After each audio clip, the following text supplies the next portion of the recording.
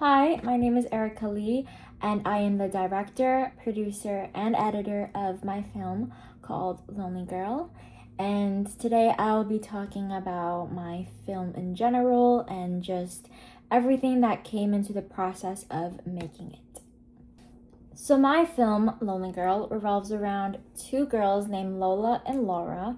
And before I get into the filming process and just everything that went into it, I would like to talk about what inspired me and kind of talk about the why. Like, why did I want to film this? Just because I feel like it is very important to talk about this. Because before you do something, you need to have a motivation to do it. That being said, I am right now currently going through a transition between basically high school to university, and that is a huge transition for many, including myself. And I think that it is something that everyone goes through, and I think it's an important part in life because everyone graduates, or most people graduate and then move on with their lives, depending on if you go to university or just go a different path. Like, everyone is going to move on. So it's worth noting that you shouldn't be stuck in one spot. You have to move on with life is not going to wait for you. So I think that this film definitely addresses that and addresses the growth and development of the main character, Lola. My film, being a coming of age genre, has the conventions that this genre primarily uses and has. And with that, it basically focuses on, I guess, like adult challenges and oneself combating that or just dealing with it, and kind of like their way into adulthood, if that makes sense. And obviously, the film and just even the genre discusses people's firsts, I guess first friendships, first loves, first problems. It really can vary. And I think regarding this genre, it has so many different conventions that kind of deal with each thing. It's very hard to pinpoint because there's so many stuff that people deal with throughout the day that kind of come from this little genre. And with even my film, it discusses problems with individuality, loneliness, and new experiences. And obviously Lola having reminiscent thoughts of her and Laura's friendship back in the day. It's hard to kind of navigate that, but with my film, I tried to kind of I tried to have Lola kind of push herself to be okay with loneliness, be okay with her own individuality, and just explore her own identity, because that is what she needed. Now, it represents a social group or just any issues, just because I said, anyone of any age could be dealing with these, either from a young child, they may be dealing with family issues, to even teenagers, even in adulthood, people are still struggling with growing up. And that is perfectly fine, because coming of age, it doesn't necessarily just pinpoint a certain age group, although a lot of movies, I would say, talk about young teenagers from 13 to 19. Although I would say that honestly, this genre is really expendable. A lot of people can relate to it, and I think anyone of any age can relate to it. So to say that there's a certain social group, yes, short answer, yes there is. But long answer, I think that since this genre, people may be dealing with it still, the age range can really just expand. There's a lot of people that are dealing with different things each day and their issues and whatnot. So I think it's unfair to really put it into one tiny category of an age range. But yeah. With my film, I had begun by using basically Lola holding a phone. And with that, that is a huge part of the film. It is a part of the mise en scene. And basically, the phone represents, I would say, like their connection, because between Laura and Lola, they don't see each other as much because Laura is in university while Lola is staying at home. So, with obviously this new technology, everyone has like a cellular device. Like, I would say that the phone acts like as a pathway for them to connect with one another.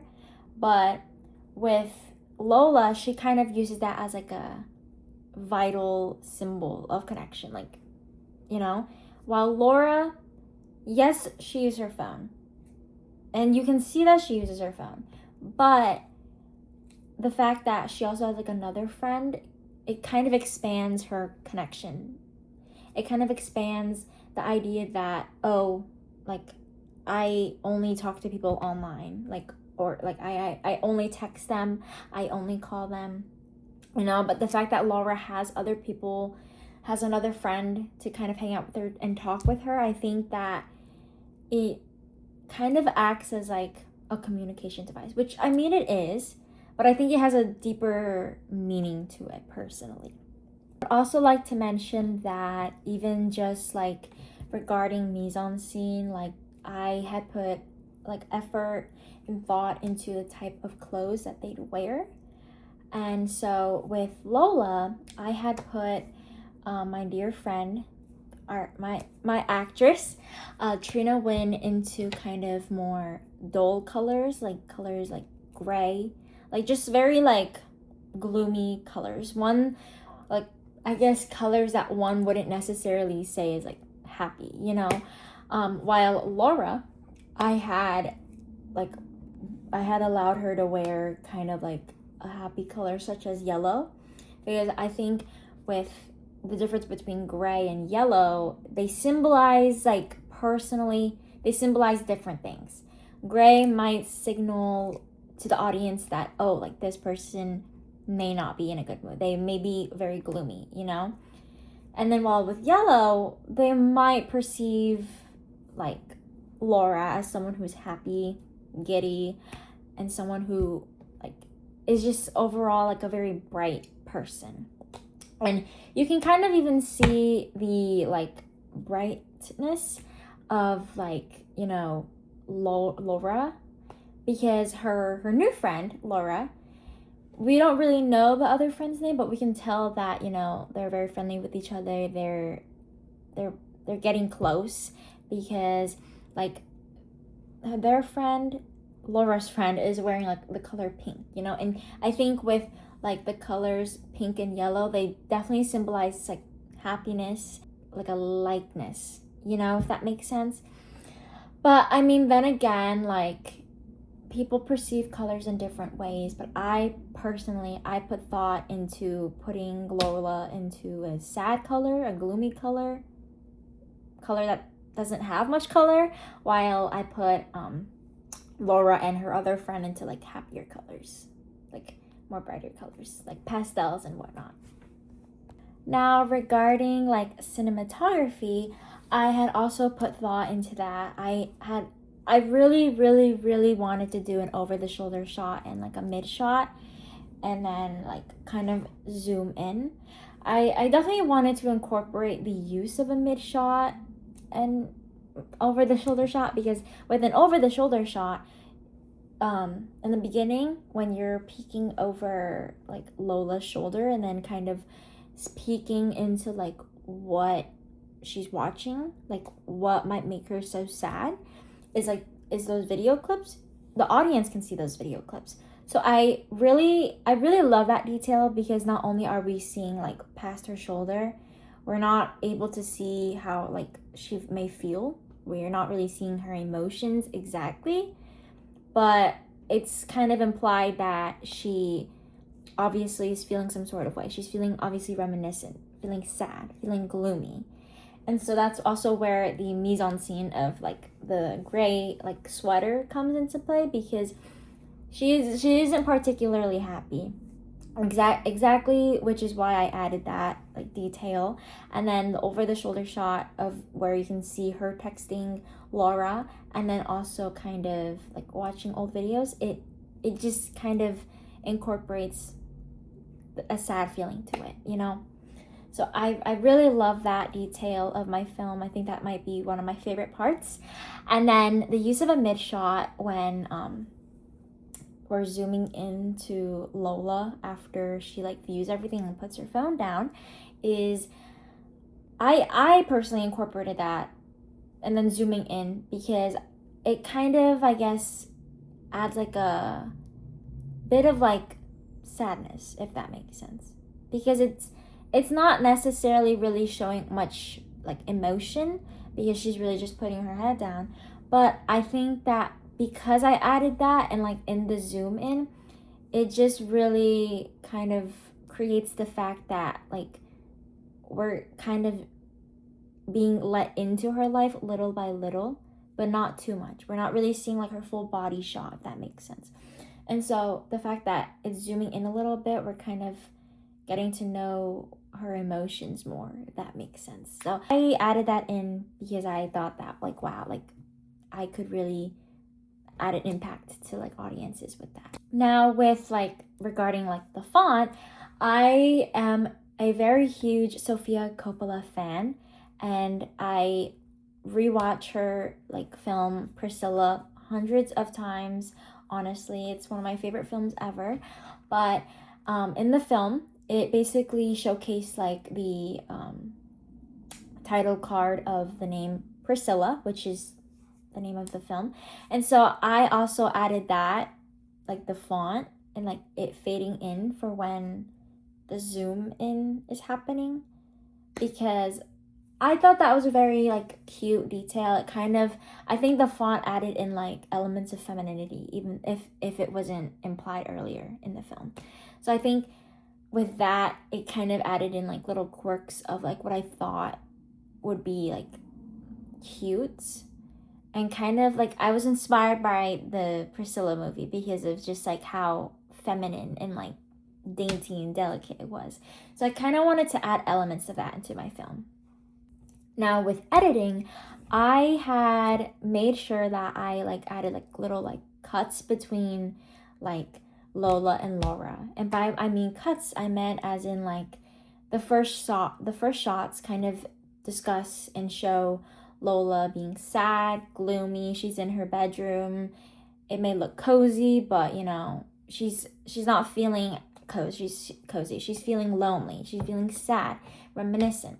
And then in the next clip, you can kind of see Laura basically like doing her makeup, and like you see her friend coming in, and then it cuts to her going out and then having fun. And then towards, I think, like the last few clips is when you see Lola walking out to her car, and then basically, you know, getting into her car, and then eventually dealing with her loneliness, you know, finding out that it's okay to be lonely, and figuring out her identity and who she wanted to be and who she truly was, you know, because you don't want to be with someone who doesn't want to be with you, you know. So I think that was an important part. I really liked that detail as well, because I also was heavily inspired by Sofia Coppola, because the fast cut in the beginning between, I guess, like of like a teenager to like womanhood, I really liked that because it was very fast paced. It was way faster than how I did my film, but I think that her overall, that film Priscilla inspired me to do like this film a lot, because they both grasp the idea and the concept and genre of coming of age, because Priscilla is moving from a young woman into an adult woman, you know. And then with this film, it's more of talking about individuality and just loneliness and being okay with that overall, which Priscilla did have to, like, you know, be lonely. But I think comparing those two, they have similar elements as well as like differences as well. They have similar qualities and different qualities. Now regarding the sound, I had used a website called Pixabay, and I had really just scrolled through the entire catalog to find something that kind of reminded me of, again, Sofia Coppola's Priscilla, because like the use of like 50s music and like 60s music, I love 50s and 60s music. So I felt that to make this movie more personal to me, I wanted to incorporate, like, I guess, like a song that is similar to that vibe. So I added in like this song, which I will play, to my film, because I added that throughout the back because as much as the film is may seem gloomy, I didn't want it to be so like depressing and just so sad. I wanted the sound to kind of play throughout as like an act of hope. And then I don't know, I just think that it added like hope. Like, I think the film, I think the sound, and I think like the music just added hope. Hope for new change, hope for new experiences between Laura and Lola. And I think that with 50s and 60s music, depending on like what you chose or you choose to listen to, it can vary. But with my song, it was a song that was very, I guess, upbeat, more happy, you know? So I think the fact that I chose that really fit my film personally, and I'm really glad that I chose that